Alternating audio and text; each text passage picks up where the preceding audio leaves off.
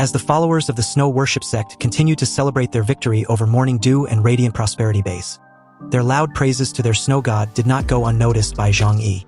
Observing them through his window, Zhang Yi, upon seeing their suicidal and destructive nature, realized how truly terrifying they were, and although they might probably be a serious problem in the future, Zhang Yi decided against attacking them.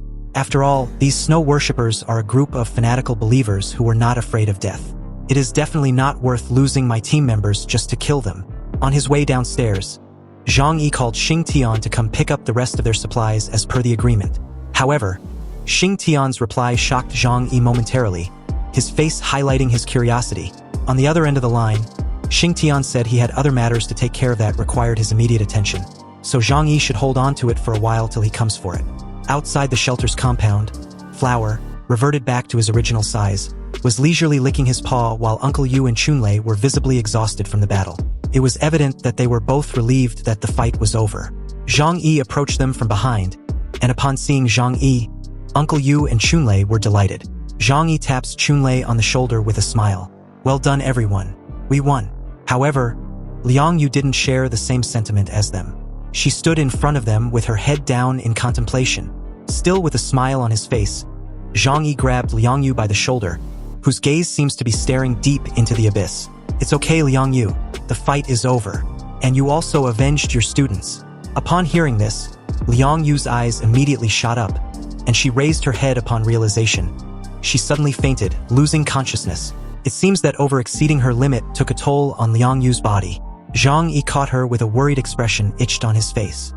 He then laid her unconscious figure on the ground in order to properly carry her to the shelter.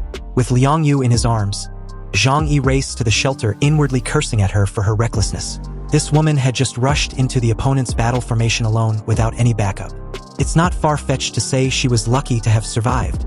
In the shelter, Zhang Yi rushed to the lab with Liang Yu. "Shokir, help her prepare for surgery immediately." Zhang Yi then placed Liang Yu on the medical bed and quickly made way for Dr. Zhou Qir, who immediately started cutting Liang Yu's dress to perform the surgery. A while later, Zhang Yi came out of the shelter and with a serious expression, addressed the Snow Worship Sect. "This battle is over, you can leave. From now on, the entire territory of West Mountain Base in Heavenly Sea City belongs to me, Zhang Yi. No one is allowed to come close without my permission." Hearing this, Zhang Yi bowed respectfully. "Thank you for helping us win this war. According to the agreement, except for missionaries, no one from the Snow Worship Sect will come close to your territory. I hope that in the future, our Snow Worship Sect and your family can coexist peacefully and respect each other." Zhang Yi smirked and replied, Of course. I am a pacifist after all." So with that, the Snow Worship Sect left the shelter and under the cold gaze of Zhang Yi. From what he knows, the Snow Worship Sect was unable to develop rapidly at the beginning because of the constraints of several major bases. But with their restraints now gone, I wonder to what extent they will expand. With a heavy sigh, I get the feeling that I might have possibly unleashed a monster, but I had no choice. It couldn't be helped. As I turned back towards the shelter, I encountered 3 corpses ahead of me, and from the looks of it, they were mutants. Only now these 3 are empty shells. I then crouched down near their bodies for close examination. But upon doing so, I found something strange. Huh? What's going on? Could it be that these mutants were absorbed by someone else? But with such a fierce battle, there shouldn't be anyone who would go out of their way to devour the powers of these people. Let's take them back first and then examine them later. I then put their bodies in my alternate space. As I got up and turned back to the shelter, Uncle Yu and Chunlei watched me with a puzzled look. "Let's go back. It's time to take a good rest."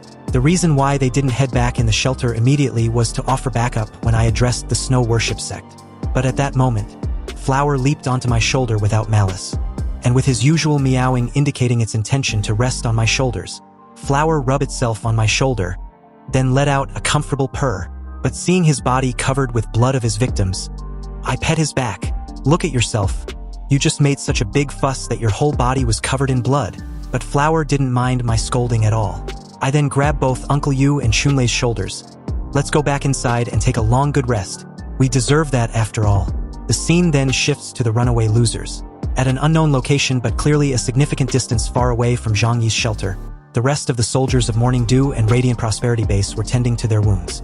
However, with this huge loss, Some of the wounded soldiers even died on the way while the others rest up with a visibly hollow expressions itched on their faces. In one of the convoys, Wei Dinghai, with his wounds treated, smacked the door in frustration. These snow worship sect fools and Xing Tian. These damn bastards actually betrayed us. Hearing this, Xiao Honglian clenched her fists tightly and was equally or more pissed with their betrayal. All her plans and confidence amounted to a close annihilation of her radiant prosperity base. Xing Tian, how much benefit did Zhang Yi give you to make you choose to betray us? Hearing this, Wei Dinghai cautioned her to not jump into conclusions and be impulsive. Xiao Honglian was puzzled upon hearing what Wei Dinghai just said, and also dumbfounded at his slow or lack of reasoning. It seems he's slow in catching on. With an ignorant look, Wei Dinghai explained that although Xing Tian and his people did not launch an attack on them, it also didn't mean he made a deal with Zhang Yi. They were just facilitators and never really joined the battle. And as his own words sank in, Wei Dinghai finally got enlightened. So I guess they took some of Zhang Yi's benefits and then just stood by and didn't help anyone. The Emerald Waterside base has always acted prudently and are unwilling to take risks. If they can get benefits without fighting, they will be happy and wouldn't think twice in taking it. Hearing this, Xiao Honglian spoke up. What about the agreement between us? He broke his promise and caused us heavy losses. What can we do about this? Although Xiao Honglian was right, Wei Dinghai also knew their hands were tied at the moment. So as he sighed heavily, he replied her by stating the obvious. Now that our two major forces have suffered heavy losses, do you think it is possible to go to their base to deal with them also? The best result would be if they don't add insult to injury. At that moment, a loud boom came from outside their convoy, and as they turned to the source of the sound in complete horror, it was Xing Tian with his entire Emerald Waterside army charging at them. Xiao Honglian, Wei Dinghai, why are you in such a hurry? Xiao Honglian was the first to step out of the armored truck, and as she did, slamming the door shut in the process, she questioned Xing Tian with a murderous look. Xing Tian, you didn't abide by our agreement to attack Zhang Yi's shelter, and now you have the audacity to show your face. What do you want to do by coming here again? Do you plan to kick us when we are down? Yes, that's precisely the case. Xing Tian just casually folds his arms, and with a sly smile, he replied that the reason he came to find them at this precise moment was because they were two wealthy locals. So it was not too much for him to collect some tolls, right? Hearing this, Wei Dinghai was furious, but what he wanted to know was why? Why the betrayal? I don't understand. As long as you join forces with us to take down Zhang Yi's shelter, then we could have shared the entire Xishan district, including West Mountain Base in Heavenly Sea City. So why did you choose not to help us to share the benefits afterwards? Did you already know the background of Zhang Yi and the others? The continuous shouting made Xing Tian cover his left ear canal with his finger. The reason is simple. Our Emerald Waterside base does not have as many vehicles and energy sources as you guys do, so it does not have the ability to have long-arm jurisdiction. So even if we were to win the battle, my base would be the only one who loses in the end. I am no match for your two major bases when it comes to dividing territories. Therefore, when Zhang Yi promised to give me 10 tons of food, I happily agreed. Hearing this, Wei Dinghai and Xiao Honglian were speechless, but deep down they knew Xing Tian was right. If they were in his position, they would have probably done the same thing. Seeing the two having no rebuttal, Xing Tian's face turned sinister. Then he said, "Okay, now shall we talk about the tolls? How much supplies are you going to spend to buy a road?" Back to the shelter, the group gathered around the dining area, and on the dining table were lavish feast. Zhang Yi then spoke in a celebratory tone. "Thank you all for your hard work. Let's have a celebration banquet today, with all you can eat to make up for what we went through these couple months." So with that speech, the group immediately dig in, enjoying their victory to the fullest. Meanwhile, at the infirmary in the lab, Zhang Yi approached Dr. Zhou Qier with an empty trail, and upon seeing Zhang Yi, Zhou Qier smiled and said Liang Yu's operation was over. Zhang Yi set the trail on the counter, but now it was filled with a warm meal. He then asked Zhou Qier, "How is it? Is Liang Yu's injury a big problem?"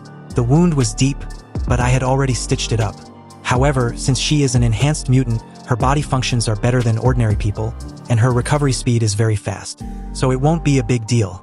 Then Zhou Qier curiously asked, "Yangmin did so good today, right? Her help helped in all kinds of conveniences that might have occurred if the battle had dragged on any longer." Hearing this, Zhang Yi playfully pinched Zhou Qier's cheek. "Yes, but in critical moments, your medical skills were also needed to save lives, right? Your skills are undoubtedly the more significant one."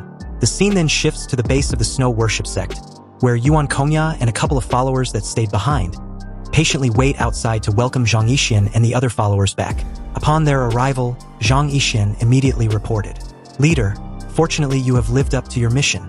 Under the blessing of the Snow God, we have achieved a great victory. The evildoers in Morning Dew Base and Radiant Prosperity Base were severely injured by us, which greatly damaged their vitality. From now on, they will no longer be able to pose a threat to our snow worship sect." Hearing this, Yuan Kongya's face immediately lit up. Delighted, she then approached Zhang Yi and grabbed his hands. "Thank you for your hard work, High Priest. The gods will not forget your achievements." Hearing such words brought joy to Zhang Yi, but his face was saddened. He told Yuan Kongya that they also lost many devoted believers, including 2 priests, Lin Fei and Meng Ziyuan. "They didn't leave, they came back here. I can feel their presence," said Yuan Kongya. Zhang Yi then paid homage, saying, "May every deceased be with the Lord. Now, nothing can stop our expansion. I want the glory of the Snow God to fill every corner of Tianhai City. Then there is the whole territory and even the whole world. Let the Snow God become the only true God, and let the glory of the Snow Worship Sect last forever." Then all the followers respond in unison. "The glory of Snow Worship Sect will last forever."